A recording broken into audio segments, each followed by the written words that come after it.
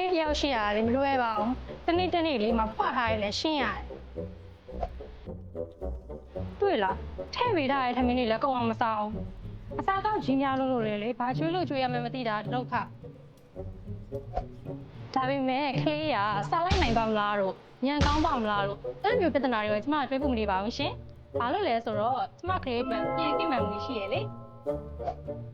ပြန်ခင်မှန်မှုမှာဆိုလို့ရှိရင် omega 3 အပြင် EPA နဲ့ DHA တို့အဓိကပါဝင်တဲ့အတွက်ကြောင့်မလို့ကလေးတွေရဲ့မှန်ညာစွမ်းအားကိုအဓိက supporting ပေးတဲ့အားပေးလေးပဲဖြစ်ပါတယ်။ဒါအပြင်သူ့ရဲ့အရသာလေးရာဆိုလို့ရှိရင်တရသေးရတာချို့ချင်းချင်းရတာလေးဖြစ်တဲ့အတွက်ကြောင့်မလို့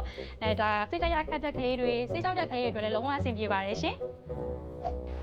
ဖေမေတို့တွေလည်းကိုယ့်ရဲ့ကလေးလေးကိုအခုထပ်ပို့ပြီးတော့ညံကောင်းချမ်းပါစေခြင်းနဲ့ဆိုလို့ရှိရင်တော့ပြန်ခင်မှန်မှုတွေကိုမှန်မှန်တိုက်ကြည့်ဖို့မမေ့ပါနဲ့နော်။